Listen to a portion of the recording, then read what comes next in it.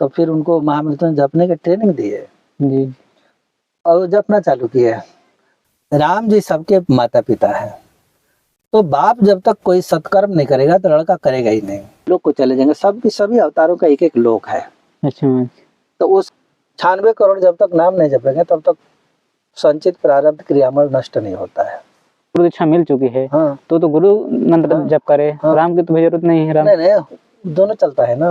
वो आसन पे बैठेगा तो मंत्र जपेगा। अच्छा। तो उसका स्वरूप चिंतन करके तो नहीं आएगा ना, वो नाम बोलना पड़ेगा। स्पीकर का बोलेगा अमुक आदमी उठ जाओ, वो बीच में जहाँ होगा वहीं उठ जाएगा। ये राम ही जिसके ईश्वर है वो रामेश्वर है।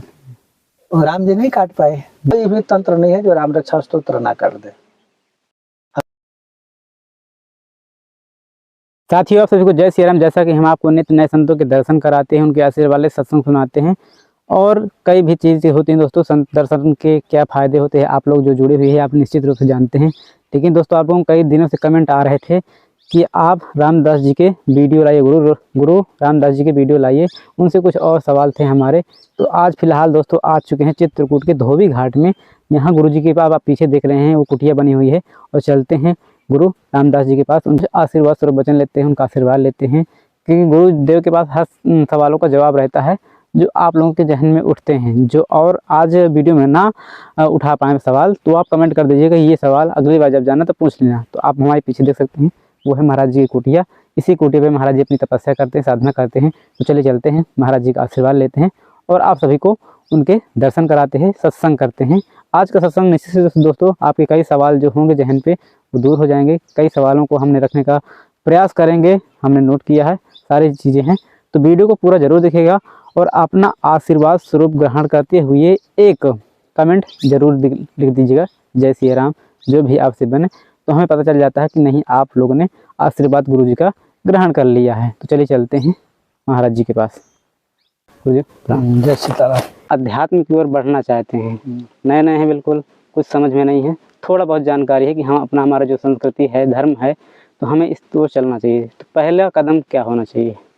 उधर नवदा भक्ति तो सबको पता है, वो तो उसी के लिए है। जी गुरुदेव। प्रथम भगति संतनकर संगा, दूसरी रतिमम कथा प्रसंगा। जिसको अध्यात्म में जाना है सबसे पहले तो साधुओं का संग करना पड़ेगा, माने सत्पुरुषों का।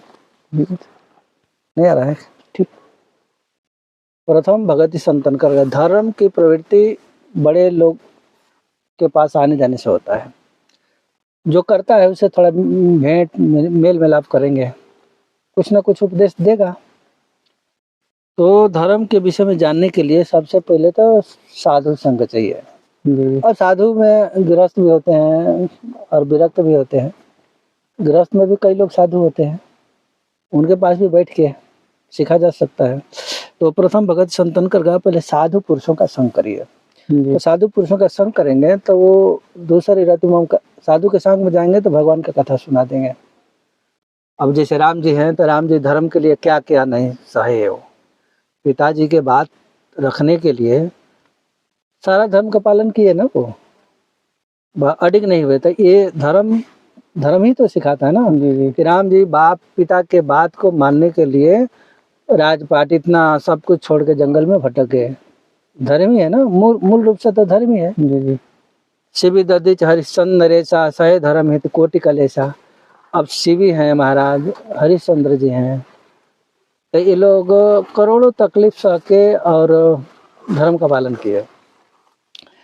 हरिश्चंद्र जी महाराज अपनाए कि मैं झूठ नहीं बोलूंगा, तो झूठ नहीं बोलूंगा जीवन पर्यंत तक इसको निभाते रहे वो।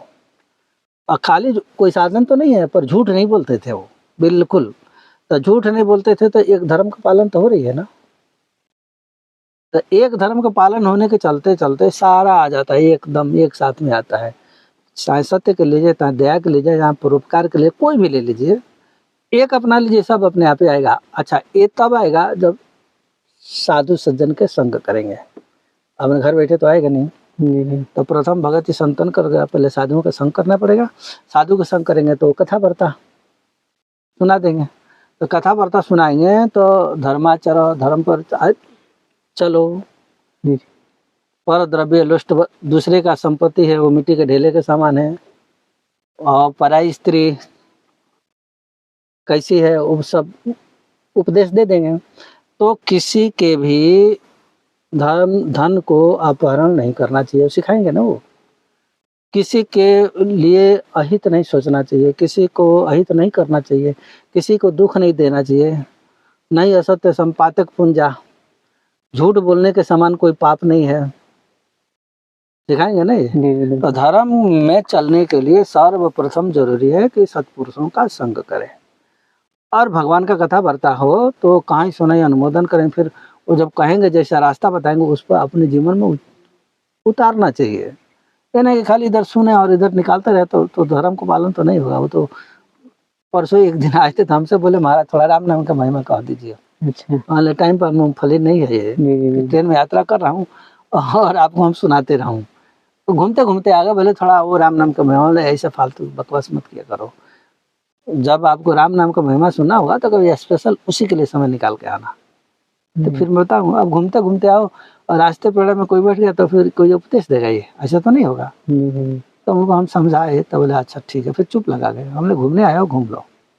महाराज जी, जब ये यात्रा हमारी चलती है धर्म विकास में तो कई बार कई कठिनाइयाँ आती हैं, तो उन कठिनाइयों से कैसे निपटे और इसमें सहायक कारक कौन कौन से होंगे? काहे की कठिनाई आती है आध्यात्मिक विकास में? घर परिवार समाज है, जगह जगह। जी। घर परिवार की बात करते हैं तो गृह कार्य जनानन जंजालाति अति दुर्गम साइल विशाला। घर में रह के तो लोहे के चना चबाना है, पालन किया जाता है, ऐसा नहीं है। बहुधा गड़बड़ क्या होती है, जैसे गृहस्थ आश्रम में कोई आए कि आप हमको फरुआ दे दो, फरुआ आपके पास है लेकिन आप क्या कहेंगे, नहीं है, चलो खराब हो जाएगा, ये कहेंगे ना। तो धर्म पालन तो नहीं हुआ, झूठ तो हो जाएगा।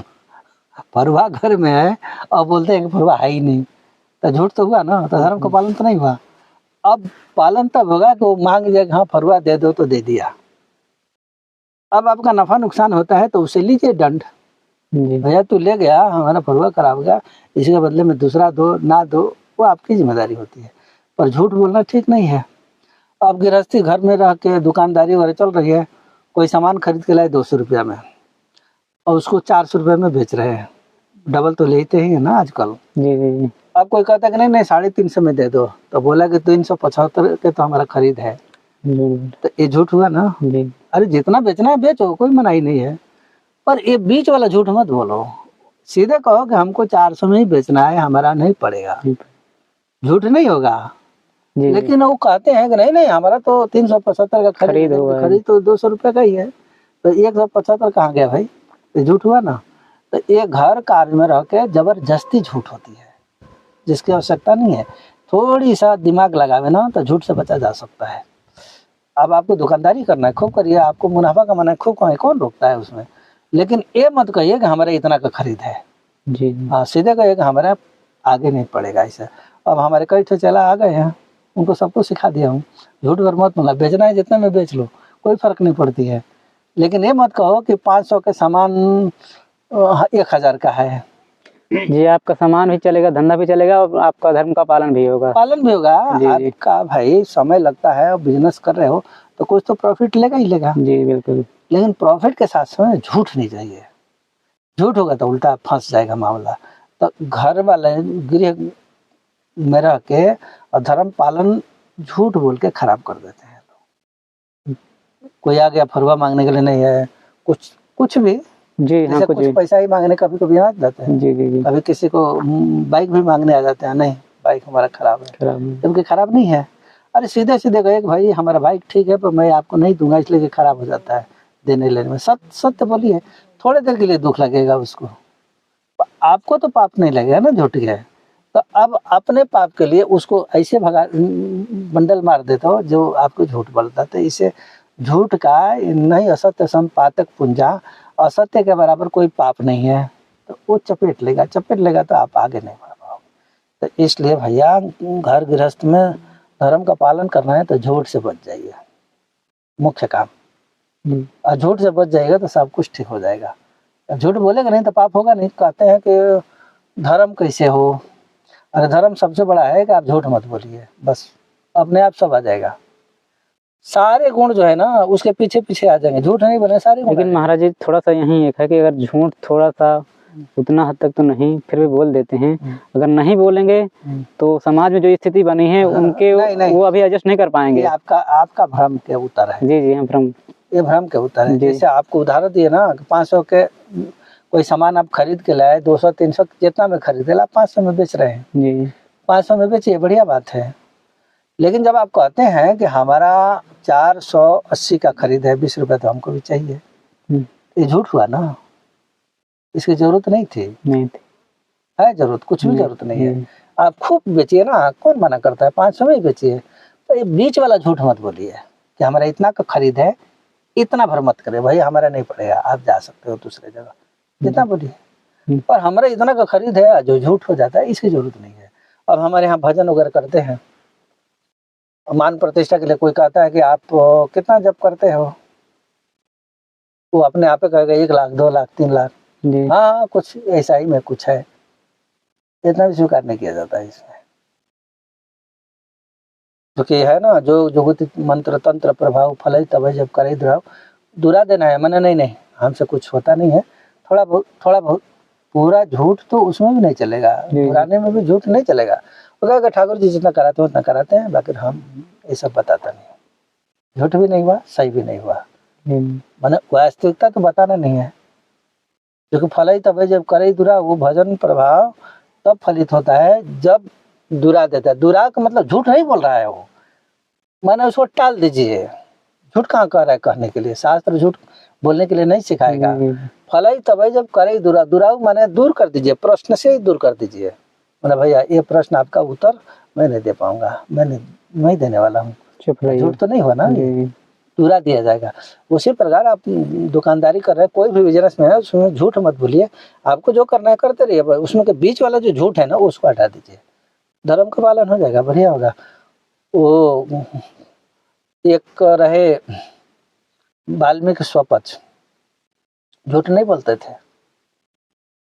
आपके एक और भगत रहे तो वो मांस तौलते थे, राम जी के भगत रहे, और मांस के दुकान था, वो भी शालिग्राम भगवान से ही मांस तौलते थे वो, लेकिन बराबर डंडी बिल्कुल पक्का। जो माल खरीद के लाते थे मांस वो काटते नहीं थे। हाँ वो कटी कटाई खरीद के ले आते थे। वो बोले कि काटना है तो तुम काटो, कटी कटाई लेके बेच लेते थे, उसमें से अपना प्रॉफिट लगा देते थे। बोले भाई इतना में मैं खरीद के लाया हूँ, इतना में हमारा परिवार चलता है, इतना में मुनाफा ले, वो ओपनली बताते थे और उतना वो ले लेते थे। पर ये नहीं कहते थे कि हमारा 10 रुपया का माल है और बेच रहे हैं 12 में, तो ये नहीं कहते थे कि 11.5 रुपये का हमारा खरीद है, ऐसा नहीं कहते थे। बिल्कुल प्योर बताते थे कि 10 का माल है, 12 रुपया में खरीद बेचूंगा तब हमारा पड़ेगा, देना है तो दो, नहीं चलना है तो चलो। तो वो मान से बेच के भी सिद्ध हो गए। क्यों? झूठ नहीं है वहाँ। तो किसी भी धंधा में कहीं भी कुछ बोलिए, झूठ पर मत बोलिए, सारा काम चल जाएगा। किसी प्रकार का कोई दुर्गुण नहीं चाहिए। दुर्गुण होगा तो वो सारे पुण्य को झक करके लेके चला जाएगा। गुरुदेव, ध्यान और साधना में स्थिरता कैसे लाएं, मतलब मन को अपने स्थिर कैसे करें? ध्यान और साधना में, ध्यान को तो अभ्यास करना पड़ेगा ना, मंत्र में ध्यान लगाना पड़ेगा।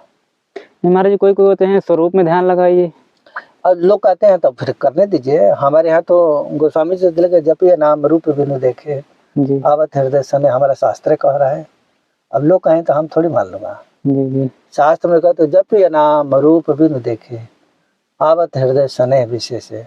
तो जपिए नाम रूप बिनु, रूप तो देखने के लिए बोल ही नहीं रहे हैं। तो अब जब हम जबरदस्ती देखेंगे तो गड़बड़ हो जाएगा। इसलिए कि जब नाम जपा जाएगा, समझत सरिस नाम और नामी प्रीति परस्पर प्रभु अनुगामी। नाम और नामी परस्पर दोनों एक ही हैं, अलग अलग कोई नहीं है। लेकिन जब रूप हम ले लेंगे ना तो नाम रूठ जाएंगे।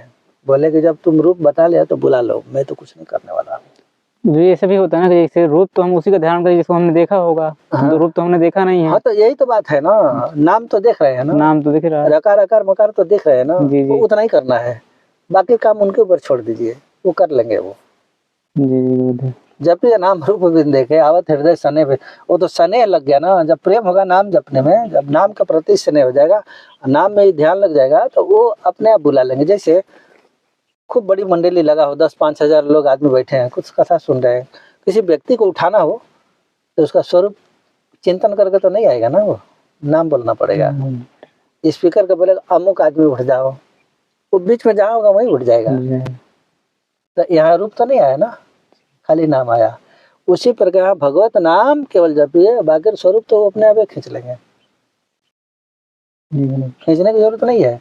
अब जो कहता है कि हम स्वरूप देखें तो वो गलत, उनका परंपरा में जैसा बताया वो ठीक है, हम उसको टीका टिप्पणी नहीं करता हूँ। जिसके परंपरा में जैसा सिखाया गया वैसा करे।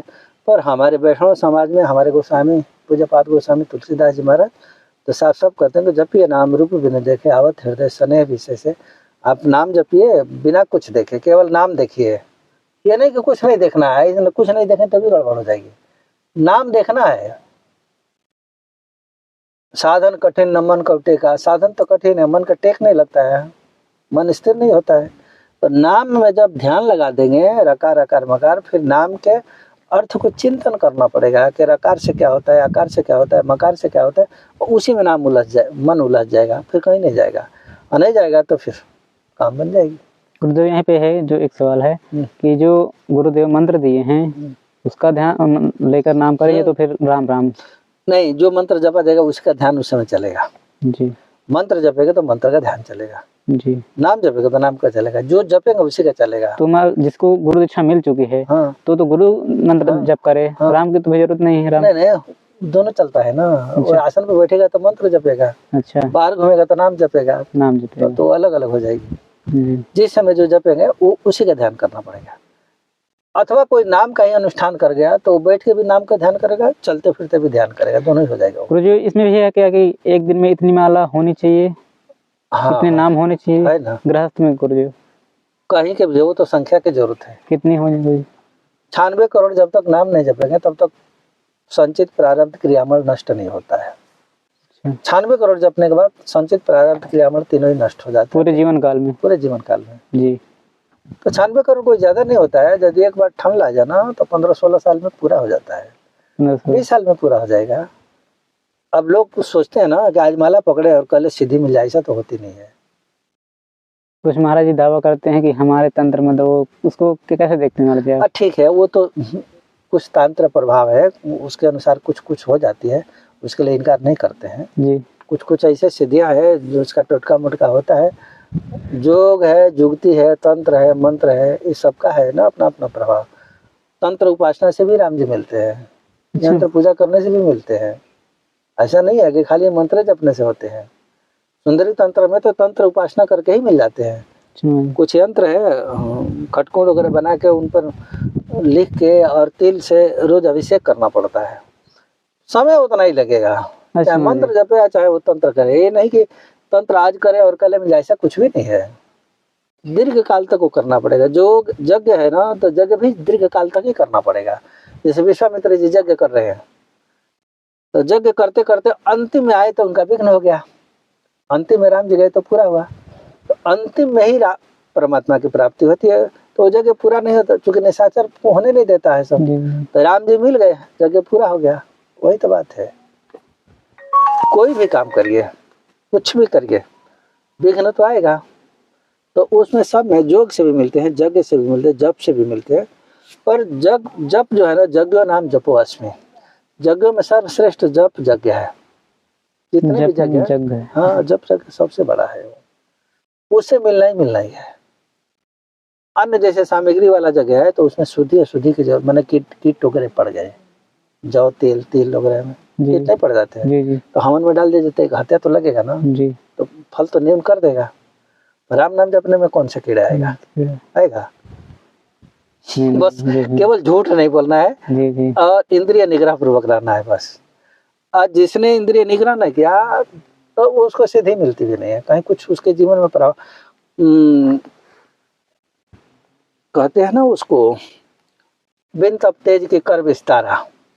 तपस्या का तेज जब शरीर में आएगा तभी उसका विस्तार होगा, इसके पहले होता भी नहीं है। जैसे गोस्वामी तुलसीदास जी महाराज रामचरितमानस, राम जी की कथा वाल्मीकि रामायण में संस्कृत में तो था, लेकिन हिंदी में लिखे गोस्वामी जी, अब बड़ी चर्चित प्रभावशाली हुआ।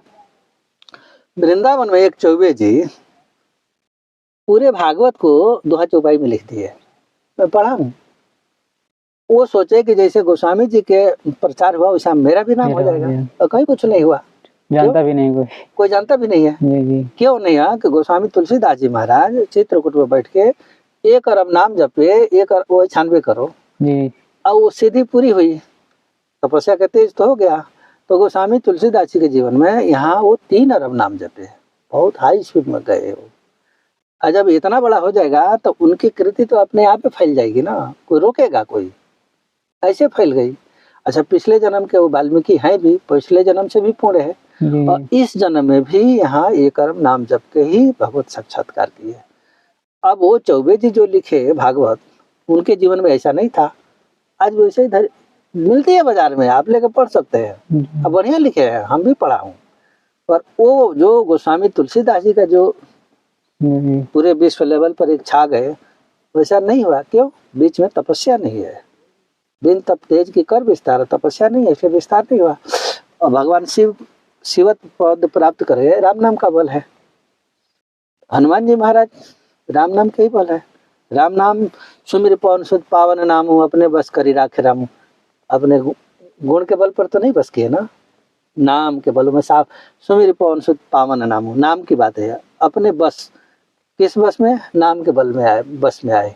हनुमान जी बहुत आज्ञाकारी हैं, ये है, इसके चलते राम जी बस में नहीं हुए। राम जी नाम के जप के प्रभाव से बस में हो गए। अथवा किसी को भी राम जी बस में हो जाएंगे तो नाम के बल पर ही होंगे। किसी को गुण और दोष से लेना देना, सुंदर और कुरूप से उन्हें कोई लेना देना। अब सबरी जी तो बड़ी कुरूपे थी, जी पर उनके पास गए क्यों? नाम जप की थी 60,000 बरस से बैठ के। तो अब नाम जब फलित हुआ 60,000 बरस में, राम जी को तो पहुंचना ही है। जी गुरुदेव, जैसे राम नाम का है, आप राम नाम के गुरु दीक्षा भी देते हैं, तो इनका तो मतलब है, पुराणों में है, वेदों में, सब जगह है, पूरा मिलता है। लेकिन जो अन्य नाम चलते हैं, जैसे कि इस समय हम कहते नहीं, मतलब थोड़ा आपसे एक राय लेना चाहते हैं। जैसे प्रेमानंद महाराज जी हैं गुरुदेव, राधा नाम का कहते हैं कि ज़्यादा करो, तो इसको आप कैसे? नहीं, वो अवतारवाद की भाई मैं खंडन नहीं करता हूँ। जी प्रेमानंद जी कहते हैं तो कृष्ण भगवान का अवतार तो भगवान का ही अवतार है, राम जी के ही अंश अवतार है। पर वो लोग तो उल्टा मानते हैं कि कृष्ण भगवान ही सर्वोपरि है। ये गलत बात है, ये तो मैं नहीं मानता हूँ। जी विधि हरि शंभु न जावन हारे, तेऊ न जाने मरम तुम्हारे। स्पष्ट लिखा है कि नहीं रामचरितमानस, सबकर परम प्रकाशक जो ही राम अनादि अवधपति सोई।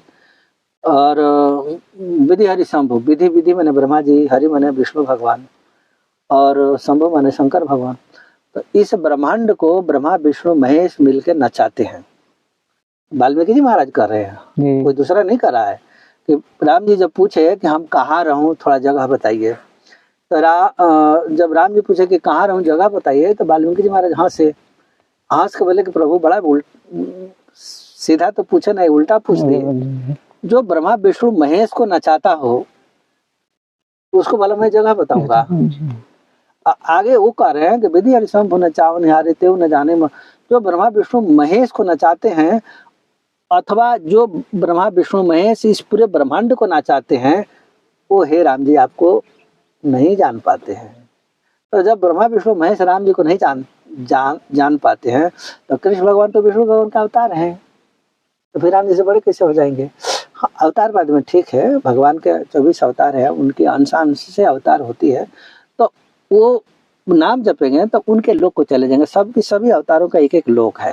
अच्छा, तो वो सब मिल के उन लोग, जैसे गोलोक में है तो गोलोक में चले जाएंगे, वैकुंठ विष्णु भगवान के वैकुंठ में चले जाएंगे। तो इन सब मोक्ष का ये सब पद है, माने परमात्मा का अंतिम स्वरूप नहीं है। ये अंतिम स्वरूप तो राम जी हैं। तो विष्णु लोग जैसे विष्णु भगवान है, तो वैकुंठ विष्णु भगवान का भी तो एक पद है ना, वो भी एक सीमा के अंदर आता है। जैसे ब्रह्मा जी हैं सीमा में है, 100 साल की आयु पूरा हो जाएगी तो उनकी आयु पूरी हो जाएगी, तो ब्रह्मा जी की आयु सब मान लेते हैं, और विष्णु भगवान का आयु नहीं मान पाते हैं। इतना समझ में आएगा तब तक लफड़ाई समाप्त हो जाएगी। तब विधि भरत न होई राज मद विधि हरिहर पद पाए। देखो यहाँ पद लिख दिया ना, कि भरत जी के मन में अहंकार नहीं आएगा। क्यों? विधि हरिहर पद पाए, मैंने ब्रह्मा विष्णु महेश का भी पद दे दिया जाए तो भी भरत जी के मन में अहंकार नहीं आएगा। पद हुआ ना, तो पद हुआ तो विष्णु भगवान तो स्वयं पद में है, अस्थाई तो नहीं है ना, क्या है? तो जब अस्थाई नहीं है तो वहां का मोक्ष भी अस्थाई नहीं होगा। वो जब तक रहेंगे तब तक वो मोक्ष अस्थायी होगा। फिर उसके बाद उस पुण्य से मिलकर आगे बढ़ने के लिए छूट मिल जाती है, बस इतना ही है। और जो राम जी का जो हेड ऑफ डिपार्टमेंट है, ऐसा समझ के पहले ही से वो जजन किया, तो फिर वो बैकुंठ और अन्य अन्य लोगों में पचड़ा में जाएगा ही नहीं। वो सीधे सीधे उनके धाम पे सीधे सीधे साकेत का टिकट कटाएगा वो, और 2-4 जन्म लगेगा तो फिर बार बार भेज देंगे, बार बार राम नाम जपेगा, बार बार जाकर और फिर साकेत के लिए जाएगा। फिर इन लोगों में जो हाँ गिरना है वो उस चक्कर में नहीं जाता है वो।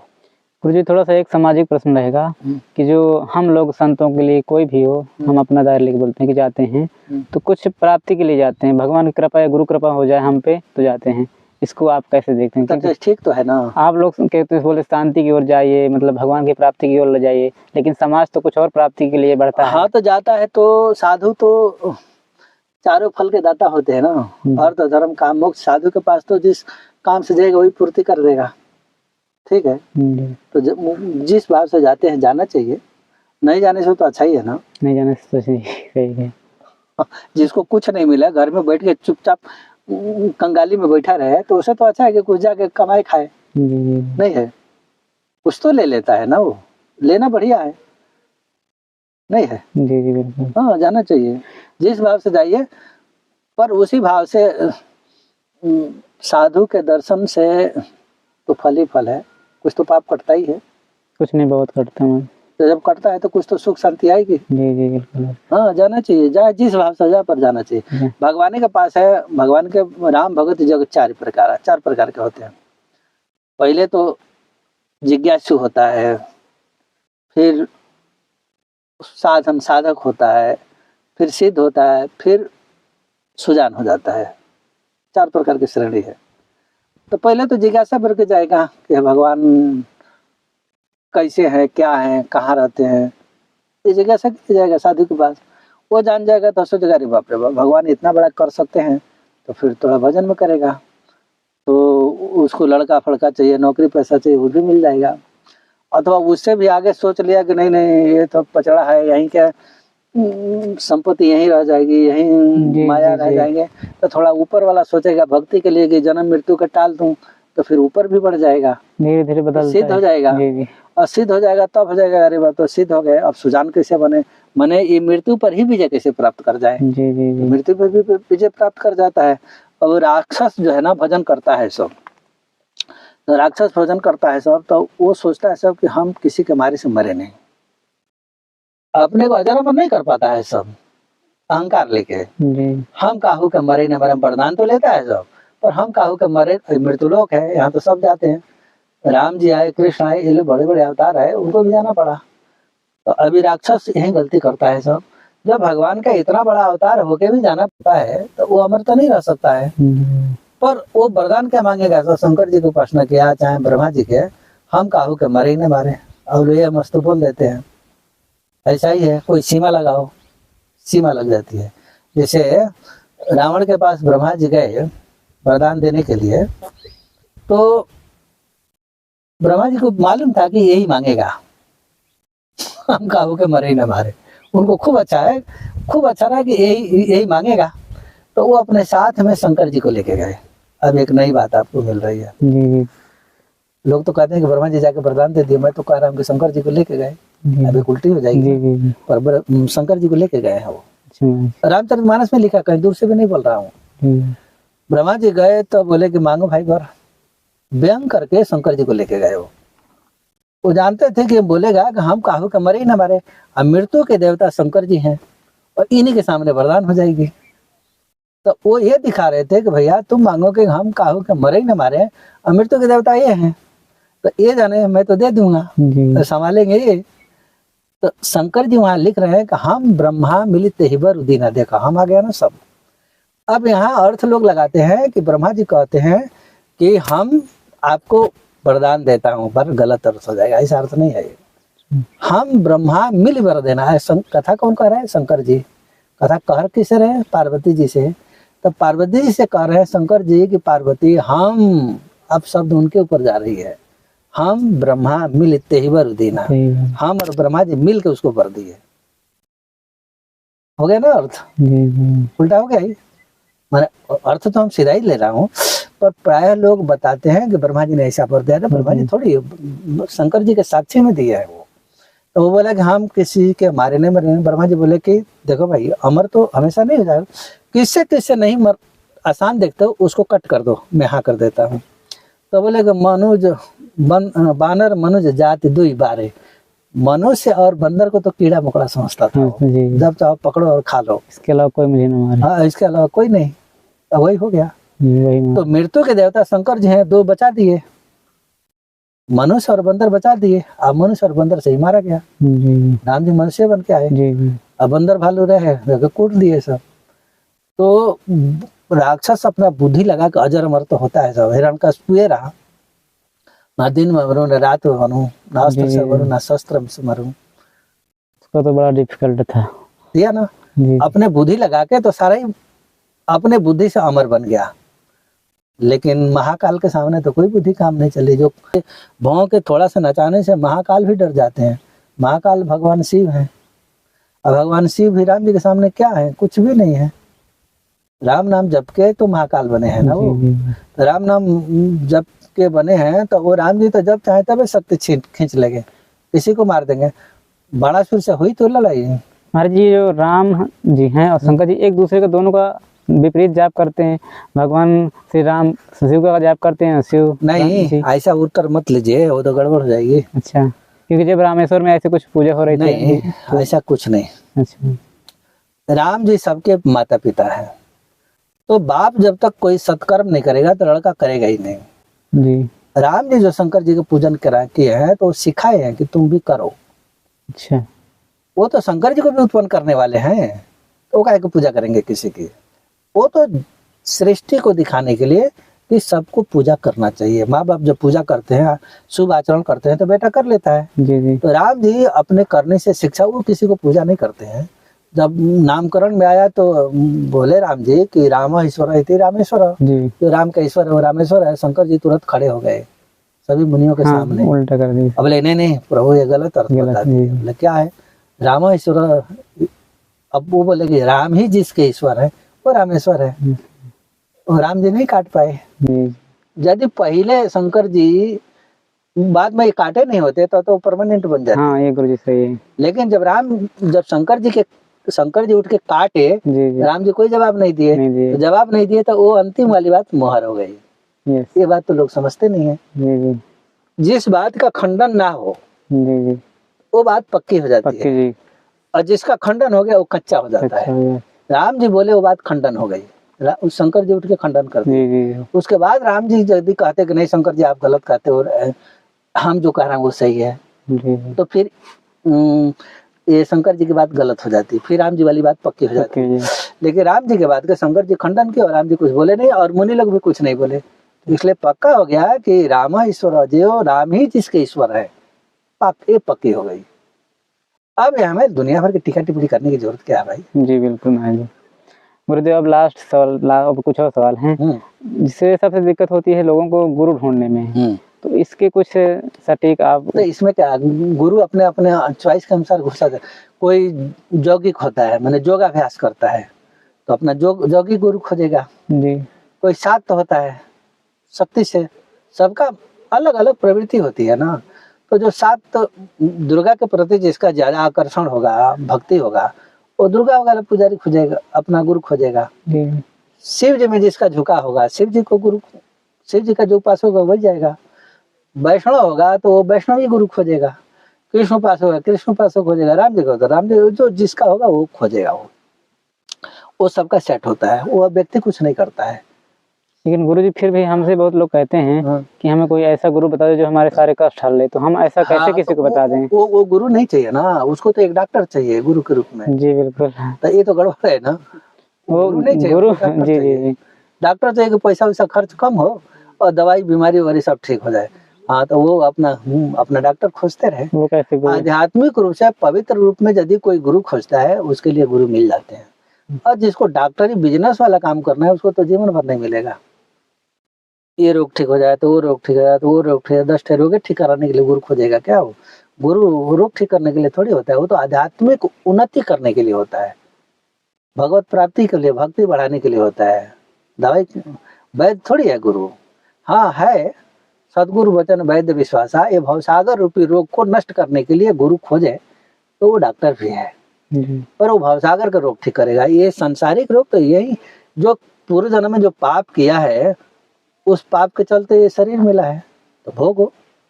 लेकिन गुरुजी यहाँ एक कुछ लोग व्याख्या करते हैं कि यदि गुरुजी आपको मतलब सिद्ध मिल गए तो आपके जीवन के सारे कष्ट दूर कर देंगे। ये तंत्र में होती है जी। और लोकेशन वाला जो भगवान राम जी के जो भगत होगा साधु, ऐसा कदापि भूल के भी नहीं करेगा। अच्छा। अंकुश होगा उसके ऊपर। उदाहरण बताता हूँ, तो है, हम जबानी बात नहीं बोलते। जी जी। प्रहलाद जी को भगवान दर्शन दिए नरसिंह रूप में, अब बोले जब मार और दिए हिरण्यकश्यप, बोले वरदान मांगो। तो प्रहलाद जी बोले कि संसार भर के जितना दुख है ना सब हमको दे दीजिए और सभी लोगों को छोड़ दीजिए, वैकुंठ चले जाए। भगवान माने? नहीं माने। बोले नहीं, दूसरा मांग, ये नहीं देंगे। जो जो पाप किया है उसका उत्तराधिकारी वही है भोगने के लिए, वो तुमको नहीं दे सकता हूँ। पाप करेगा पूरा संसार, भोगने के लिए तुम रहेगा, ये तुम्हारा मांगना सर्वथा अनुचित है, इसलिए नहीं दूंगा। फिर बोलेगा दूसरा मांगो, बोले कि नहीं हमको मांगने की इच्छा ही नहीं हो। बोले ये भी बनावटी बात कर दिया तुम, ये भी नहीं मानूंगा। फिर जबरदस्ती ले जाके हाथ पकड़ के सिंहासन पर बैठा दिए, अब बैठा के फिर राजा बना दिए। तो वो मांग तो लिए कि सबका बीमारी ठीक हो जाए, अरे बीमारी तो मांग लिए ना, सबका पाप मांग रहे हैं और सबको भगवान के धाम चले जाए, मैं अकेले सबका भोगता रहूं। मांगे तो थे, पर दिए राम जी? नहीं देते हैं। ये लोगों का भ्रम है। राम जी से शुद्ध शुद्ध जब प्रेम होगा तो अपना भक्ति ही देंगे। बाकी रे संसार के तो रोग व्याध तो क्षणिक है, थोड़े दिन के जीवन है, तभी तक है ना। मान लो 50 60 70 80 साल जितना जिएगा उतने देर के लिए प्रारब्ध है। और वो जो दे रहे हैं वो तो हमेशा के लिए हो गया ना। वो मोक्ष जो देंगे, वो अपने धाम देंगे तो हमेशा के लिए सुख हो जाएगा। तो हमेशा के लिए लोग सुख छोड़ के क्षणिक में जब आ जाएंगे तो घाटा वाली, माने कंकड़ पत्थर बिटोरने वाली काम हो जाएगी। जी जी। हीरा को छोड़ के, मणि को छोड़ के रास्ते में से कंकड़ पत्थर बिटोरने वाला काम हो जाएगी। गुरु के पास जाओ, कहे हमारा ये दर्द है, ये दर्द है, वो दर्द है, ये कंकड़ पत्थर है भैया। लेकिन गुरुजी कुछ होते हैं संयोग ऐसे, तो उसके लिए महामृत्युंजय बना है, खूब जपिए, मंत्र बने हैं, आप जपिए, वो रोग ठीक हो जाएगा। कहने की कोई जरूरत नहीं है। जी राम नाम ही जपिए, खूब ठीक हो जाएगा। जी। कोई नियम उनके कर जो नहीं, ऐसे ही राम जी के सामने सुने कि हमारा रोग ठीक हो जाए और खूब राम नाम जपते रहिए, ठीक हो जाएगा, इसमें कोई बड़ी बात नहीं है। मुझे एक और सवाल है, कि सवाल नहीं एक राय है थोड़ा सा, कि जो तंत्र लोग करा देते हैं किसी के ऊपर, तो उसको अन्य सात्विक प्रवृत्ति से ठीक किया जा सकता है कि तंत्र को तंत्र ही काटेगा? नहीं, तंत्र से सात्विक से राम रक्षा स्तोत्र भी काट देगा जी। ऐसा कोई भी तंत्र नहीं है जो राम रक्षा स्तोत्र ना काट दे। हनुमान जी चालीसा से ना काट दे, ऐसा कोई नहीं है। खाली तंत्र करता है ऐसा कुछ नहीं। श्रद्धा भाव हो, भगवान के भगत होगा, थोड़ा बड़ा नाम जपता होगा तो केवल हाथ जोड़ लेगा तो कट जाएगा वो। प्रयोग की भी बात छोड़ दीजिए। अच्छा। खाली हाथ जोड़ने से हो जाएगा। हमारे पास तो एक आदमी आया था, तंत्र चला हुआ था, हनुमान जी के जाकर दर्शन किया, तंत्र कट गया उसका। थोड़ा बहुत हम भी काटेगा, ऐसे ही समझा दिए, कट गया। तो स्नेह था, हनुमान जी के प्रति स्नेह था उसको, तो वो जाकर हाथ जोड़ा, ठीक हो गया। तंत्र था, प्रयोगिक तंत्र था। तो कहने का मतलब यह है कि कोई भी तंत्र हो, तंत्र से तो कटता ही है, ऐसा नहीं है। तो जहाँ से उसका जोड़ तो हर जगह है ना। अगर भगवान से भी कट जाता है, भगवान के प्रति स्नेह हो तो भगवान भी दूर कर देते हैं। और कैसा भी कोई तंत्र का मारण प्रयोग भी कर दे तो राम रक्षा स्तोत्र वो भी निकल जाएगा, नहीं निकलता ही है। तो इसके लिए तो गुरु जी की जरूरत होगी, गुरु की जरूरत होगी। हाँ, तो कोई राम रक्षा स्तोत्र बताने वाला तो चाहिए ना। हमें किताब में तो लिखा नहीं है कि कैसे अनुष्ठान करेंगे, कैसे क्या करेंगे। लेकिन तो हर बीत अब ये स्थूल विद्या पढ़ना है तो ककारा भी सिखाने वाला कोई मास्टर तो है ना, तो वो तो गुरु हुआ ना, नहीं हुआ। लेकिन गुरुजी इतने भरोसे के साथ, जैसे कोई बोलते ना कि कोई अगर आपके जीवन में कष्ट आ गए हैं तो मैं इतना जाप करवा लीजिए, वो तो भी उतने भरोसे के साथ नहीं हो पाता। तो इसका नहीं, वो मैं जो करता है वो गड़बड़ करता है जी। महामृत्युंजय स्वयं करिए, अपना श्रद्धा भक्ति से करेंगे एकदम अच्छा 100% ठीक हो जाएगा। जी। हम एक रामायणी को कराए महामृत्युंजय, बोले कि महाराज हमारा पैर काट दिया जाएगा। उनके पैर में बहुत ज़्यादा दर्द हो गया, और आप करो। तो फिर उनको महामृत्युंजय जपने की ट्रेनिंग दी है जी और वो जपना चालू किए, पर वो जपे साल भर में, 1.25 लाख लेके साल भर तक जपते गए, और 10,000 जप गए, तब तक रोग ठीक हो गया उनका। 1 महीना में 10,000 तक जपे, रोग ठीक हो गया। हमसे बोले कि महाराज जी वो तो रोग तो ठीक हो गया, आप क्या करूँ? हम संकल्प किए हो, फिर उल्टा हो जाएगी, इसलिए वो पूरा ही करो आप। तो साल भर में पूरा किए, साल भर में पूरा किया, एकदम टनाटन है अभी। अब किसी पंडित से कराएंगे तो वो किस भाव से करता है, यहाँ मन मंत्र जप रहा है और उसका मन कहीं सियालदा में खड़ा है, तो गड़बड़ है ना वो। जी जत मरतम तत्र ध्यानम, जहाँ मंत्र के जप होती है उस मंत्र पर ध्यान करना पड़ता है, और जब मंत्र पर ध्यान करेंगे तो उसका रोग कट जाएगा। ये काम नहीं करते हैं पंडित लोग, हम निंदा नहीं करता हूँ। जी जब कर रहे हैं, यहाँ मोबाइल बज रही है, तुरंत बात करने लग जाएंगे, उसमें बात भी नहीं होती है। तो आजकल के अनुष्ठान उल्टी पुल्टी हो जाती है, इसीलिए किसी को कम हो जाती है, फायदा नहीं करती। गुरु जी, हमारी आत्मा का उद्देश्य क्या होना चाहिए अंतिम? हमारी नहीं, सबकी बात जी करो ना। जी गुरु तो जी, खाली प्रश्न की बात होगी, सबकी आत्मा का उद्देश्य होता है आत्मा को परमात्मा से मिलाना, वही तो खोजता है वो। और नहीं मिलता है तो फिर संसार में भटकता है वो, नाना प्रकार के उद्यम करता है, कमाने के चक्कर में पड़ता है। उसको वो मिल जाए तो फिर कुछ भी नहीं चाहिए। लेकिन गुरु जी वो उस चीज की कामना नहीं करता ना, कुछ दूसरी कामना करता है। हाँ, तो यही भूल है ना, रास्ता भटका है ना वो। रास्ता जब भटक जाएगा तो यहाँ वहां चलेगा ना वो, सामने से तो नहीं आएगा। रास्ता को तो भटका दिया, मन को तो अपने ही भटका दिया ना। ऐसा तो नहीं है कि हम चाहे यहाँ जाने के लिए और वो यहाँ चल जाए, ऐसा तो नहीं होती है। तो दोस्तों ये वीडियो कैसा लगा कमेंट करके बताइएगा। ऐसे ही हम आपको दर्शन कराते रहते हैं। आज के गुरुदेव के सारे प्रश्न जो थे हमने रखे आपके सामने। अभी और आगे अगर कोई प्रश्न हो आपके तो कमेंट में करिएगा, हम अगली बार जब भी गुरु जी से मौका लगेगा पूछेंगे। आप ऐसे ही अध्यात्म से सतमार्ग से जुड़े रहिए। गुरुदेव जय सीताराम, जय सीताराम।